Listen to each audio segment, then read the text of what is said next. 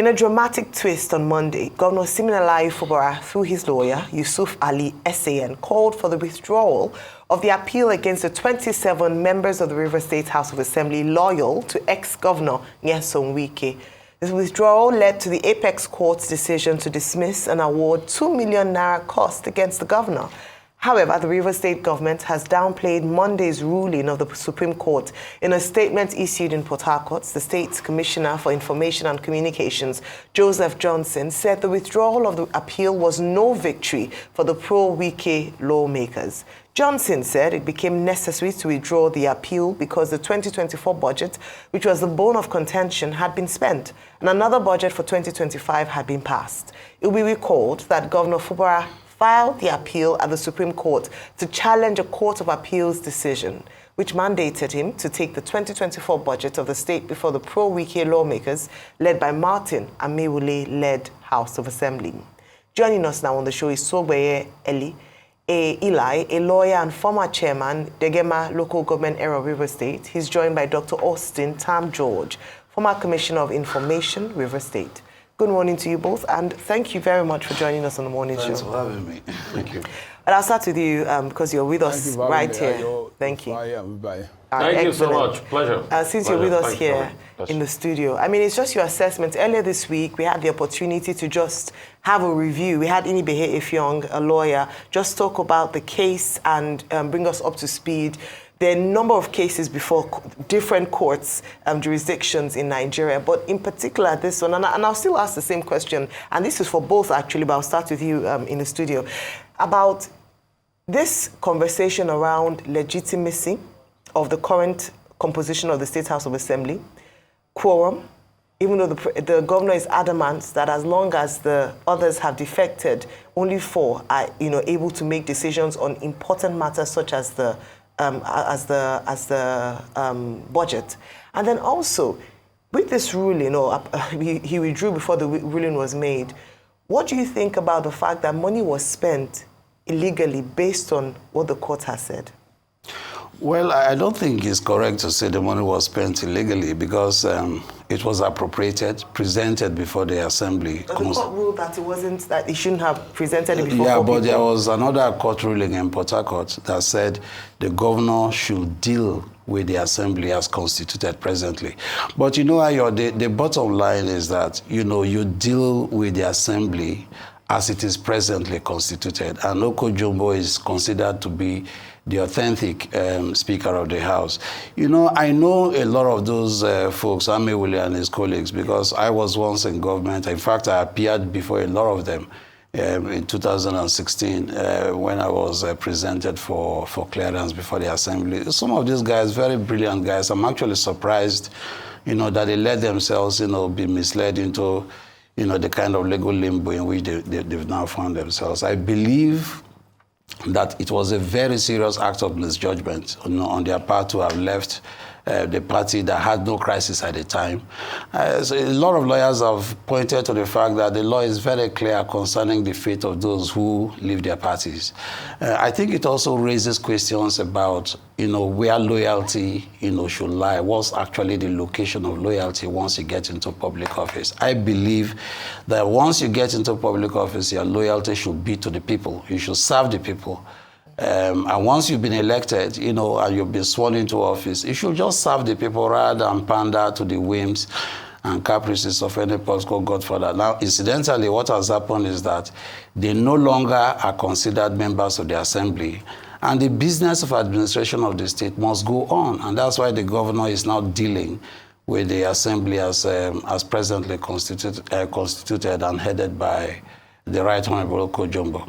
All right. Thank you very much. Mr. Eli, do you think that, you're a lawyer, and so I'd imagine that when you talk about politics, the politics of this matter, yes, that's there, but there's also the legal aspect, and the court has, in many cases, ruled with regards to the constitution of the assembly as it currently stands, whether or not the governor ought to have presented the budget to this house, the fact that that money has already been appropriated, as you mentioned, and already been executed. Now we're facing another one. What's your take on this? Is this an abuse of court processes? Is this a disregard of the rule of law? What's your estimation of this?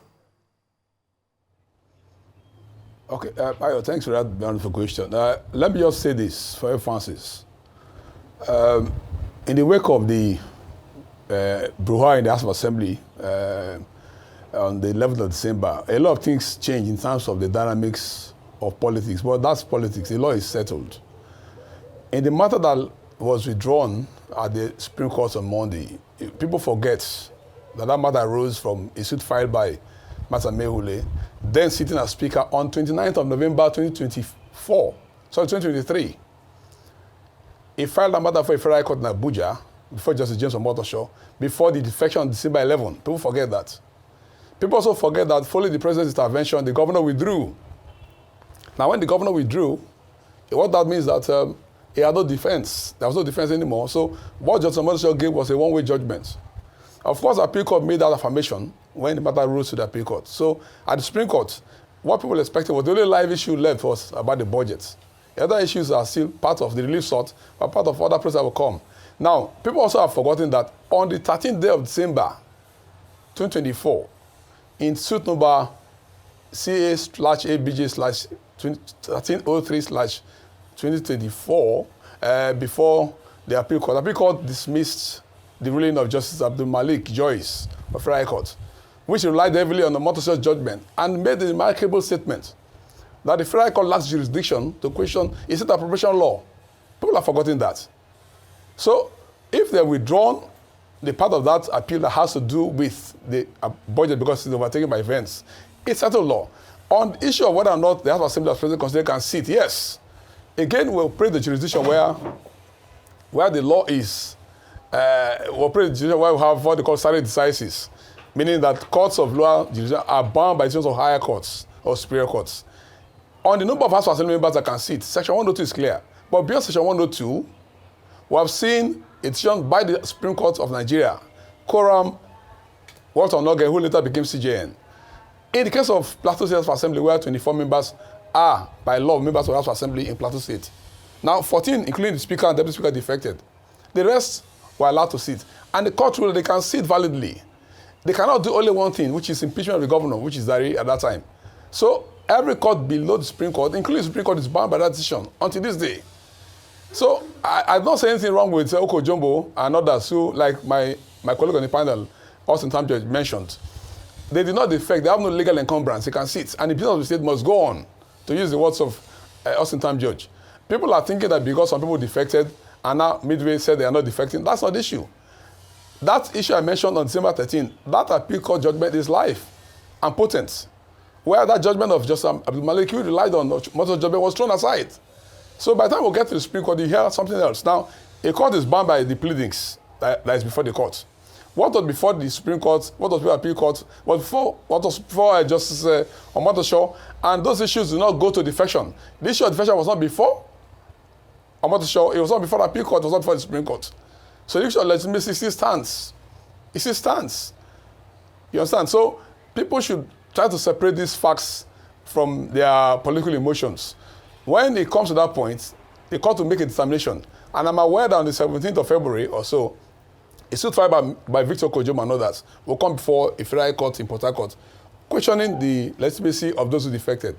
I think that people should wait for that one and see how it goes. But moreover, bear in mind I said that the suit that traveled to the Supreme Court was filed on November 29, 2023, before the House of Assembly members who were with Matthew Ameule defect on the 11th of December. You've said that much, Mr. Eli. I mean, you've said that much, and there are still many cases up for determination that the Supreme Court has, set aside that they would rule on a certain date. The Supreme Court case 1174, I think 1175 have been tackled. There's 1175, 1176, 1177, and those are the cases that are still up for determination. But let's go back to the Omotosho case. And Ayo had a strong point when she did make that point about illegal judgment. And I'm coming to you on this because in January 2024, Justice Omoshoro didn't nullify the passage of the 800 billion 2024 budget, which was approved only by 4 members of the House of Assembly. Justice Omoshoro ruled that the action was unconstitutional due to the lack of legislative quorum then. Additionally, he issued an interim order restraining Governor Fubara from obstructing 27 pro-Wike legislators from performing their duties. He also barred the governor from removing legislative officers or withholding funds meant for the Assembly. Despite this order, the governor proceeded to present the budget to his faction, leading to further legal complications. So what's your take on this angle to it? Because I know a lot of you people on this other side will say, oh, that Omotosho judgment, blah, blah, blah, we were taken by events and all of that. But we cannot also, remove the rest of the Omotosho judgment from this whole equation and the conversation.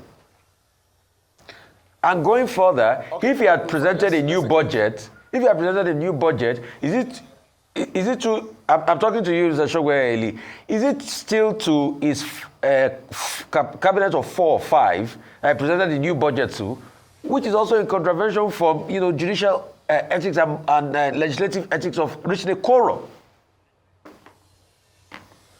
Okay, Rufai, if you heard me very well, let me repeat myself. I said the suit that came before Omotosho was preemptive. Let me use that word. Like an armed robber went to court to seek an injunction, restraining the police from coming after him when he commits a crime or a murderer. That's what happened here.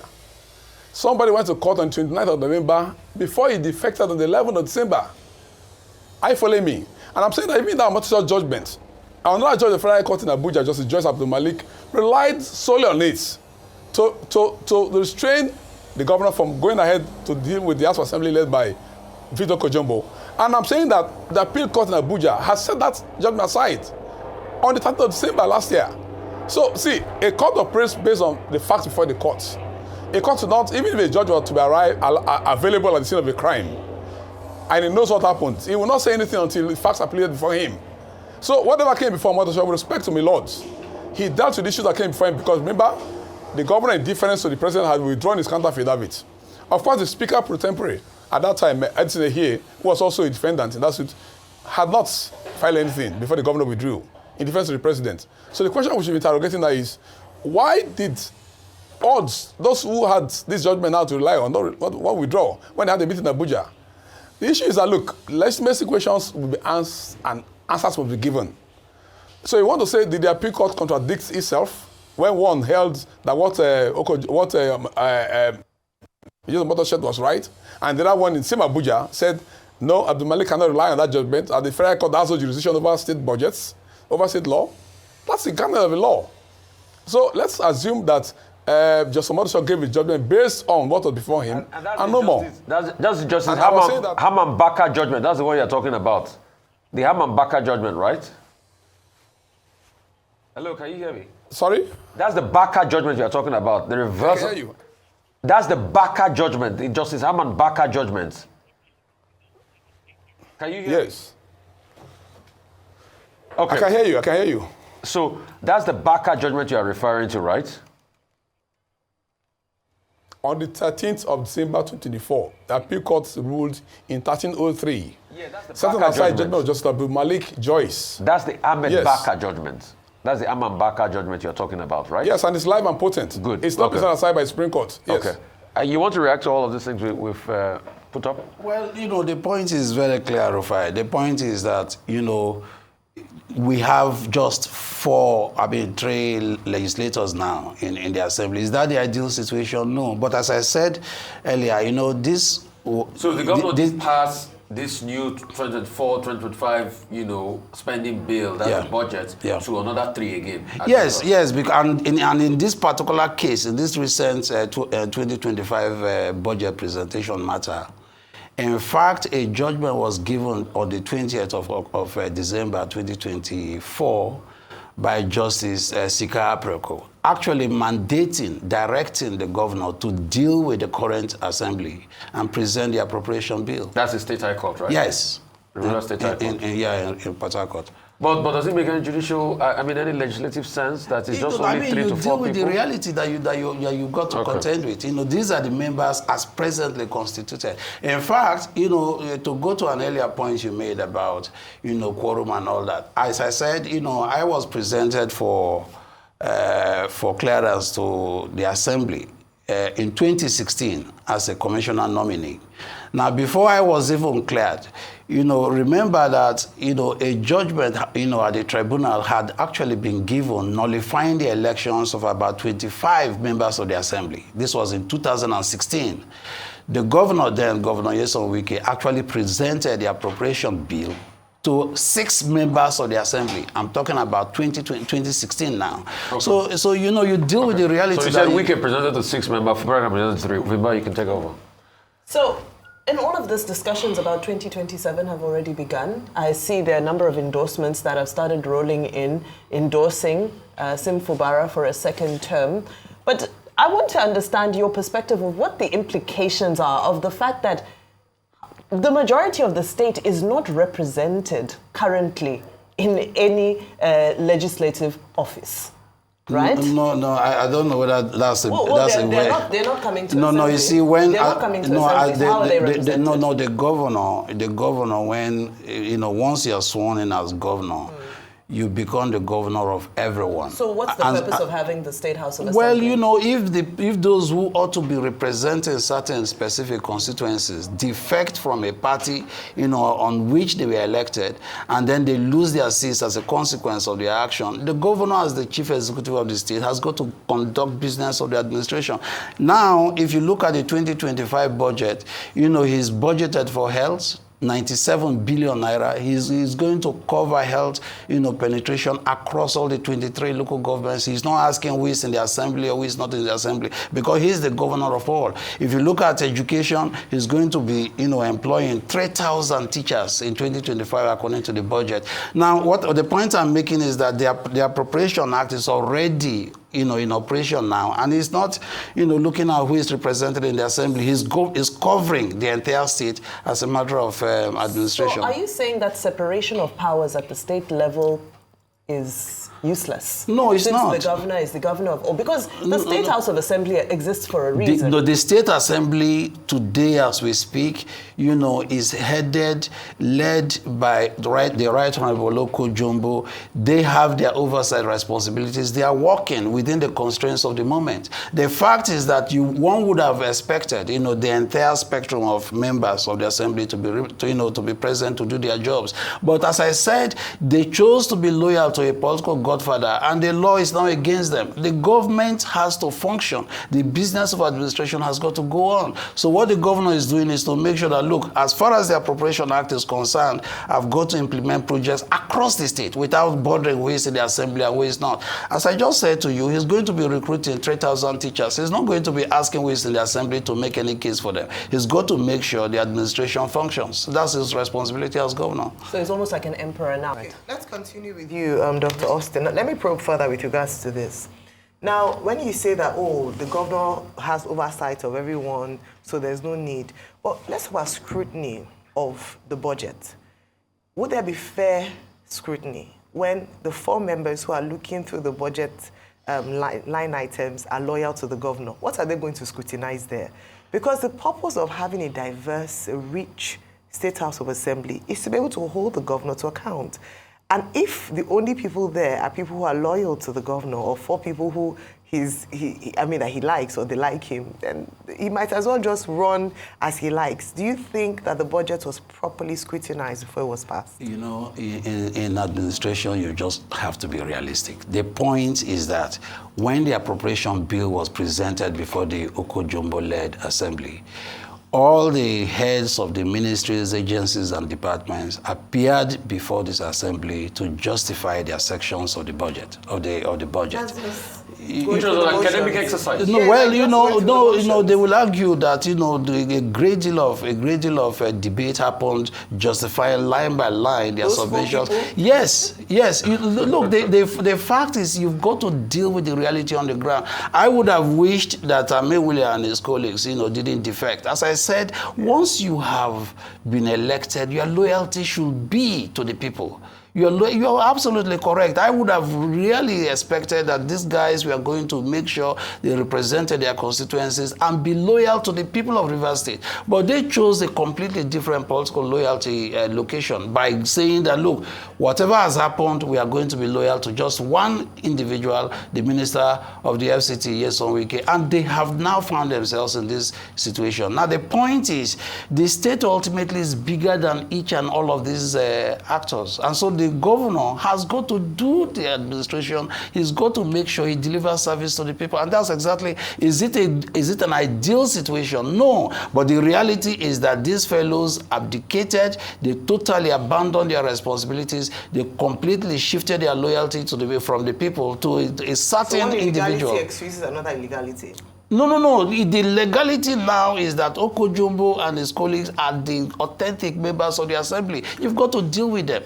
Okay, Mr. Eli, can you hear us now? Oh, okay, we don't have you yet. Okay, let's so, you see, I'm just trying to make sense of this conundrum. You said something. You said, at a point you needed to be endorsed and be confirmed by the House. It was only 6 people that were there. So because Wike did it, he got away with it, does it mean that this same governor should do it and get away with it? Because it was done in Edo State many years ago, and a lot of people did not put their foot on the ground, does it mean that we should continue to perpetuate this? No, that's not what it means. What it means is that Amewule and his colleagues violated the law, and they are no longer, as we speak, members of the assembly. And the governor has got to deal with the reality. But there are still cases up for determination. Yes, but they can no longer sit, because the argument on one side, Rufai, is that the law is a self-activated, that particular section of the law is a self-activated law. You still have to try it in court. That's where we go back to the case. The matters are in court. So you cannot say that they are no longer members of the National Assembly when the matters have not been determined by the court. Because if you say it's self-activating, why did you have the Abegunde case where you still have to go try it in court? No, but I just told you earlier that the Justice Aprioko's, Sika Aprioko's judgment of 20th of December 2004 is clear that the governor should deal with Oko-Jumbo and his colleagues pending the determination of the outcome of all of these litigations. So the point I'm making, Rufai, is that the business of administration has got to go on. Don't forget that we are talking about 27 members, that are now in legal limbo. But then out there you have to deliver service to over 8 million Rivers people. Okay. So this is the point. Let me come back to Eli. Eli, see, the arguments that are being made here, number one is the fact that Wike too had done it in his time because there were 6 people there and they still went ahead with legislative duties. We've had the same scenario in Edo State. Is it because people are not talking about it and putting their foot on the ground? Should this illegality continue, that assembly is supposed to have a quorum, now you are just presenting the budget to 3-4 people? And what's the level of scrutiny? How can 4 people say they met and they are scrutinizing the budget where you have a lot of line items? Did those 4 people even read the entire budget itself in the first place? Well, Rufai, with respect to your opinion and those who will love you, you're wrong. You're wrong. Section 102 of the Constitution is clear about how our assembly can sit. That's number one. Number two, we're dealing with the matter of law. The Supreme Court has spoken on this issue in the Plateau State House of Assembly case. Dare against Dare 2007. This is 2025, almost 20 years after. We're still debating on this. No. You are a member of the 4th Decile of the realm. Section 22 of the Constitution gives all the powers to interrogate these things. Why would anybody go and seek judicial shield and commit a constitutional infraction and expect to be let away, to go away? The government themselves swore to uphold the Constitution, to defend it. So, if there's an infraction on the Constitution, I've heard people say, until the court makes a determination, and I can't find it anywhere in Section 109, sub 1G. A law is settled that we have a Latin expression, says, where you have expressio, all right, udis, est, altrius. But the court has not made its determination on this matter. A class of things is mentioned. No, I'm making an example. Now, in law, why a statute is not making mention of anything generally, I made something particularly, all right, mention of a thing particularly. the court is bound to interpret the law the way it is. In section 109 sub 1G up to 109 sub 2, no mention is made of the courts. If anybody has any role to play, it's the Speaker of the House of Assembly. In this case of Rivers State, at that time in question, the High Court of Rivers State sanctioned Edson Eye to sit as Speaker. And has given effect to that vacancy. What has not happened is that INEC is hiding under a court injunction from this Omotios case not to conduct election to fill the seats. Remember also that those people sought relief to restrain the National Assembly from taking over the functions. So is the problem the governor's problem? No. Is the problem with Rivers State? No. People have allowed politics to override the law. That's what's going on here. Nobody has said, we're okay with having 4 members or 3 members seat. No. Some people have put legal obstacles to allowing elections hold, or where the election cannot hold, alternatively as prescribed by the Constitution, National Assembly take over and said no. They went to court to preempt that on the 29th of November for the defect on the 11th of December. These are the issues that the media should interrogate. These issues are germane to this case. All right? But like I said here, it is legal because the Supreme Court said it's illegal in Darius' case. So you cannot sit down here and say... These issues are germane because when the two parties were having the agreements that has now put Rivers State in a cul-de-sac, none of you sitting here were there. None of you sitting here were there. Let's call a spade a spade. It's now that when it's now blowing over, hang on a minute, it's now that when it's now blowing over, you are sucking everybody into your matter. When these two persons, when Wike came out to boldly say that I was the one that put forward Fubara, I was the one that laid the way for Fubara, none of you were there when they said they had their so-called agreements. They had no agreement. Really? No, really? The agreement. So how did Fubara get in there? Did he get in there without the support of Wike? The agreement was that... I want to ask, yes. Did Fubara get in there without the support of Wike? No, absolutely not. Wike played a key role, just like any other member of the PDP at the time. He played a major role. He played a major role. But did anyone else play a major role in Wike's own emergence as governor? Absolutely.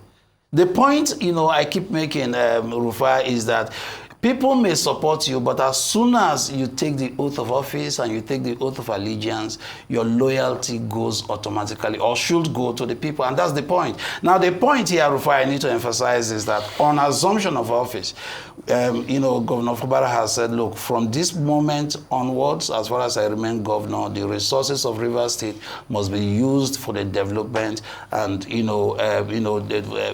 good of all Rivers people. But, the FCT minister's inclination is completely different. He's playing the politics of state capture. He's promoting the politics of demagoguery. And the governor is saying that, look, whatever we are doing here, we must put the Rivers people first. In fact, that's the official ideological mantra of the administration in Rivers State right now. Rivers people must come first. So if you ask me, I will tell you that what the governor is trying to do is to say, look, you may have supported me, and I'm very grateful for that support, but history will remember me for my dedication to my duties and my loyalty to the Rivers people through service delivery. And that's exactly the agenda he's pursuing. So today he's building over 20,000 housing units, the most number of housing units for low-income workers in Rivers State, something we never had in Rivers State since 1967. The point here, therefore, is that the more and more of this kind of resources that Governor Fubara deploys to the common good, the lesser and lesser the likelihood that a single individual will be appropriating public funds for himself. So it's not really a matter of agreement that, look, give me state resources and then the governor goes there to do exactly the same thing. No, what the governor is saying is, I appreciate the support of every person who supported me during the election, during campaign. Was the support free? The support was for him to go into office. Was it free? What do you mean free? Was it free? Was it for nothing? No, he supported him so that he will go and administer the state as effectively as he could. Okay. That was the basis for the support. He wasn't supporting him by handing over his father's personal estate to him. He was supporting him so he will go into public office. And when you go into public office, you must deliver service for the greatest good of the people. And that's exactly what Governor Fubara is doing. Okay, very quickly, I'll close with you, Mr. Eli, as we wrap up the interview briefly.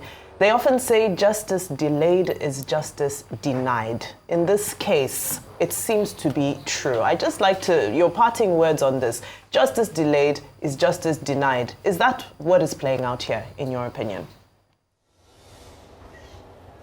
Absolutely, because, every law has a deterrence factor in it. if a criminal sets out to commit a crime and knows the consequences will be deleterious, the criminal will self-check.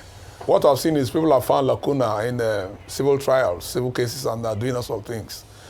For instance, if they are not gone to court on November 29 ahead of a planned defection at December 11, we'll not be here. And if they had allowed the law flow the way it is, it would have been over. With two, if you don't want elections to hold, allow National Assembly to take over the functions of the House Assembly. No, you went and gagged that as well. And so, a lot of abuse of court process happened. Apart from this 1613, before Justice Omotosho, they went back to court again in 1681, before Justice Peter Odolifu of the Federal Court of Abuja, where they saw affidavits affirming the defection to the APC. And now suddenly, when they found that the consequences are now adverse against them, they are pulling back from the brink. And then all of that. Meanwhile, the affidavit is a public document that can be used anywhere, anytime in court. So I agree with you. Justice delayed, justice denied. Earlier, we'll have these issues resolved. And then, of course, done away with better for us. But the fact is that if you do a crime, you do the time. Those who broke the law of defection must pay for the crime to serve deterrence next time. It has nothing to do with any personal interest. And I don't agree with Rufai that the governor, having been brought by somebody, suddenly has to acquiesce to the whims and caprices of that person. I don't agree. He was elected by Rivers people on a vast majority of the votes count. Everybody that supported him had only one vote. Whatever he did at the background is not our business. Now he's governor. He's governor, so he must function as governor of Rivers State, not as a member of the PDP or somebody's political surrogate. So next time, the governor too will have not collected the favors of Wike in the first place, so that we know it was fair and square, so that nobody will be overarching over anybody. I mean, because we need to get these things right in this country. We cannot keep running. Hang on a minute. We cannot keep running politics this way and expect to think people are fools in this country. We are not fools. No, we know what happened. That's just it. If I may just, I mean, as a journalist, I see. But, you know, as a journalist, I just wanted you to emphasize that once people are in public office, they should focus on delivering service to the people. That's a standard point.